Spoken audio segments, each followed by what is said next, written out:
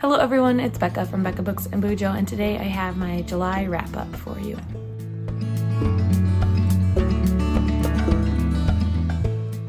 So let's just jump right into the stats. I have them over here, so sorry if I'm looking away from you. I only read 7 books in the month of July.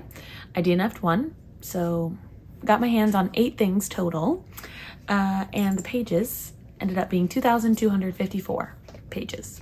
As far as the genres go, 3 of them were contemporary, 2 of them were magical realism, and 2 of them were romance. All of these books were geared toward adults, all 7, and even the 8th that I DNF'd. And lastly, as far as format goes, 3 of them were just physical, which is very different for me. I normally read a lot more audio, but 3 of them were physical, 2 of them were audio, 1 was an ebook, and 1 was a combination between audio and physical. My overall average rating was a 4, which is good. Right? Yeah, that's good. I think the lowest I rated was a 3, so that's good. I think I should go in order of when I read them. I just have to get my reading journal quickly to make sure I remember everything correctly. Okay, here we are, July. The first book I started reading but DNF'd is The Lowland by Jhumpa Lahiri. I couldn't get into this one. I was bored. We followed 2 brothers in India, and I just was bored. I didn't know where their storylines were going, and I didn't care to find out. So unfortunately, I was going to DNF this one. I purchased this book at a used book sale, and it still has like the library stuff on it, and so I might just put it in a free little library to pass it off to someone else who might enjoy it. The next book I finished in July, well, the first book I finished in July, we should say, is Popisho by Leona Ross. I talked at length about this one in my favorite booktubers favorite episode 3 video. This favorite belonged to Jenny King, and it was a wild ride. I think I ended up giving it 3.5 stars, but it is so memorable. This story will live on in my brain forever. So in this story, we are on the island of Popisho. We are following a few different characters. One is the Maecenas, which is the cook for everybody on the island. Everybody gets to go to him for 1 meal in their entire lifetime. He's an amazing cook. Another is the governor's daughter. And another is a woman named Anise. How do I remember that? I don't know, but she is a healer. Everybody on Popisho has some sort of magical talent, and Anise is a healer. She can touch someone, feel their ailments, and heal them.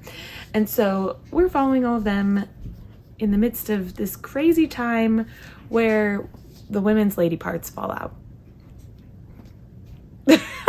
But this is a really great social commentary on corruption in government and women's rights. And if you want to hear more of my thoughts and the craziness that happens, check out my favorite booktuber's favorite video. 3.5 stars, but for longevity of memory, 5 stars. Then it was Ketchbathon, which is a book of the month readathon hosted by Krista from Books and Jams and Amy from Amy's Bookish Life. And so I picked up my first book of the month for the month of July, and that was The Inheritance of Orquidea Divina by Zoraida Cordova.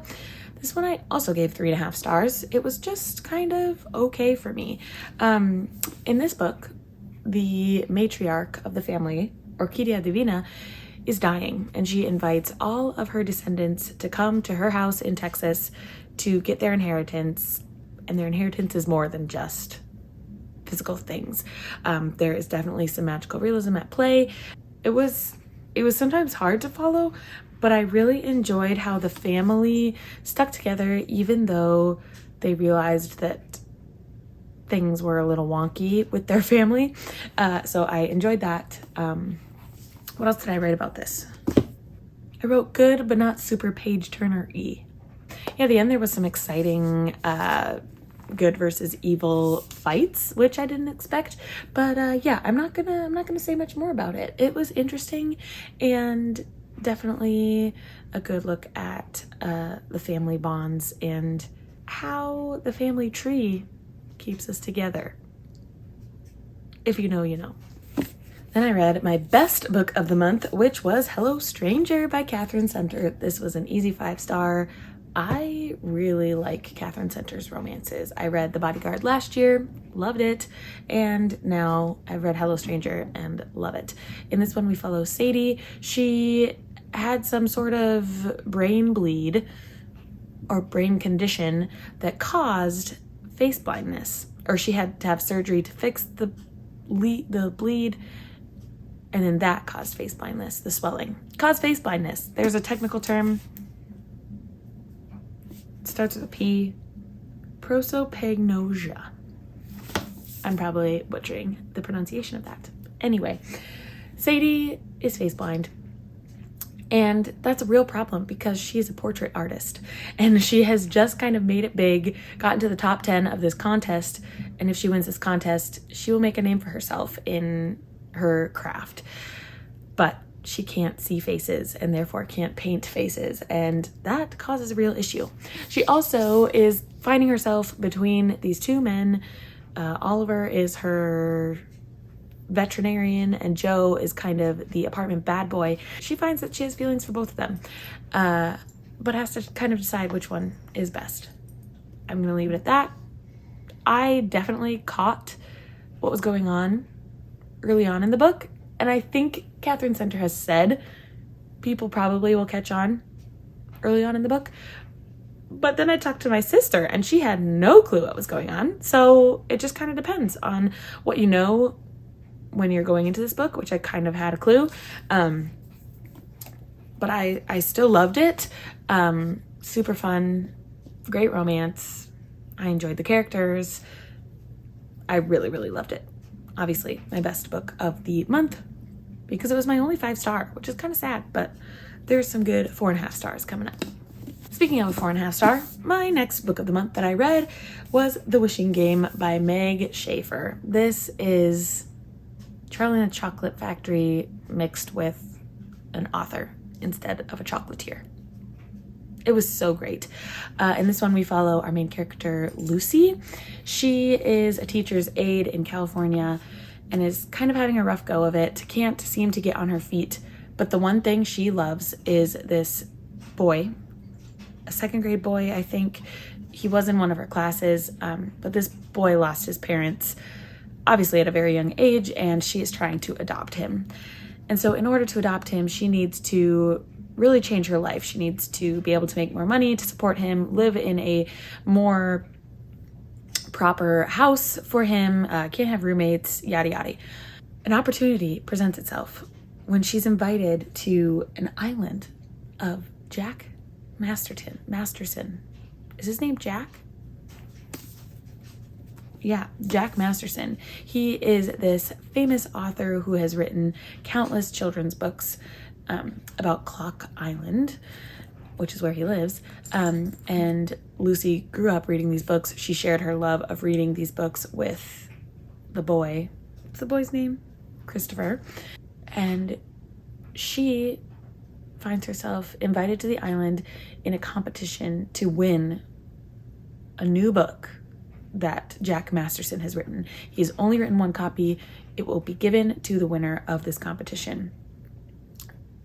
And she obviously thinks, I can win this book, I can sell it to a publisher, and I can have enough money to be comfortable to adopt Christopher and have a life together with him. It was really fun. First of all, the game element was super great. I found myself kind of playing along with the games, which is great.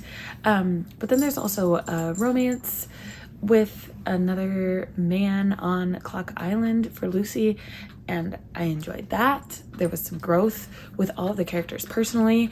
One of the very last tasks of the competition, I don't think I'm giving anything too much away, is to face your fears. And so they each face some individual fears, and Lucy is able to grow immensely, especially with some of her family that she had been distanced from in the past. Anyway, super, super good. I don't know why it didn't quite hit 5 stars for me. Just wasn't an ultimate favorite, but I still loved it. I loved how bookish it was. I loved the games, and I loved the character growth. So this was super awesome. Definitely give it a try if you love books and games. Oh, next, I have a 4-star that I don't have physically. I read it on my Kindle. This is called June Reimagined by Rebecca Crane. I read this for my Rebecca reading vlog where I read books written by Rebecca's. I just was celebrating me on my birthday, and I decided to read books with authors named Rebecca. Anyway, in June Reimagined, our main character June is escaping reality. She wants to get away from her life. Her brother has just recently died, and she wants to escape. So she buys the cheapest plane ticket she can, which happens to be to Scotland. She goes to the middle of nowhere, gets a job, and just escapes her real life. In Scotland, she makes great friends, has a little bit of love interest, but then her life comes crashing back into her Scottish life, and she has to make a decision of what she is going to do. Stay in Scotland, go back to her life. Which boy is she going to choose? Her best friend from the United States who has decided to profess his feelings, or this new Scottish guy who can't seem to make up his mind as to what he wants. It was really fun. I read it in like 2 sittings, and the fact that I could get through it that quickly made it enjoyable for me, and I gave it 4 stars. Super fun, one that I haven't heard anybody talking about, but still an enjoyable romance. Then for another Rebecca book, we've got Yellowface by Rebecca F. Kuang. Sorry, my dog keeps hitting the tripod. Anyway, R.F. Kuang is known for the Poppy War series, Babel, and now she has come into literary fiction with Yellowface.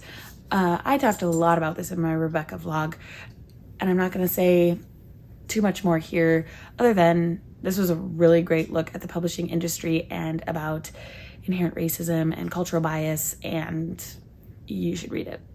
Really, really good. Her writing is phenomenal, and so now I really do want to try at least Babel. I don't know if I can go as far as the Poppy War, but I think Babel could be a good level of fantasy for me. And now that I know that I like R.F. Kuang's writing, I think I could enjoy Babel. Anyway, I ranted a lot about this in my Rebecca vlog, so go check it out if you want to hear more. But it is kind of sweeping booktube right now, as it should. It's a really phenomenal book. 4.5 stars if I didn't say. I don't know why I was waffling between 4 and 5, and so I just decided to land at 4.5 stars. Again, it like just didn't scream ultimate favorite, but I will remember the storyline and what happened to the authors in that book for a long time. All right, my last book, which was also for my Rebecca vlog, we've got One Italian Summer by Rebecca Searle. I had read In 5 Years by Rebecca Searle, and I didn't like it, but I decided to give her one more chance when I saw One Italian Summer showing up on a lot of people's feeds, and I just decided to give her a second chance, and I don't think I will be picking up any more Rebecca Searle. It was just middle of the road. Our main character, what's her name? Katie. She has lost her mother and feels completely lost in her life after that loss. She decides to give it a break with her husband and escape to Italy. Sounds kind of like June Reimagined. She was supposed to go on this trip to Italy with her mother because her mother spent a lot of time in Italy as a young woman and wanted to show Katie around Italy before she died. She knew she had cancer, and so they were going to try to make this trip before she died from cancer, but they didn't quite make it. Her mother didn't quite make it. What's her mother's name? Didn't write it down. She decides to take the trip anyway by herself, and when she gets to Italy, her mother is magically there. That's the thing about Rebecca Searle's books. There is some magical element. For In 5 Years, it was like she jumped ahead 5 years and was in her life, living her life 5 years later. In this one, it's her mother coming back, basically. But it's more just like time jumpy, I guess. And it was okay. It was just fine. I couldn't sink my teeth into it as much as I want to in a book, and it was a good story. I loved the healing that Katie is able to do in Italy, in a place that her mother loved, and she was able to truly feel her mother, obviously because her mother showed up, but she just was able to do a lot of healing in Italy. And after the loss of her mother, it made me value my mom a lot more, and it makes me want to have just a wonderful relationship with my kids like Katie had with her mom. So yeah, that was my last read of July. A shorter stack than usual. I'm missing my Kindle book here with June Reimagined, but still a really great stack. I enjoyed everything I read, minus this DNF. I enjoyed everything I read, and I feel like I'm just getting so much better at deciding what I want to read and deciding to call it quits on books that I know I will not enjoy. So that's a great thing. Let me know if you've read any of these books and what your thoughts were on them. If you agreed with me, if you disagreed with me, it'd be great to have some bookish conversation down with you below in the comments. Thank you so much for watching. Like this video on your way out. Consider subscribing to my channel if you would like to see more bookish and bullet journaling content from me, and I will see you in the next one. Bye!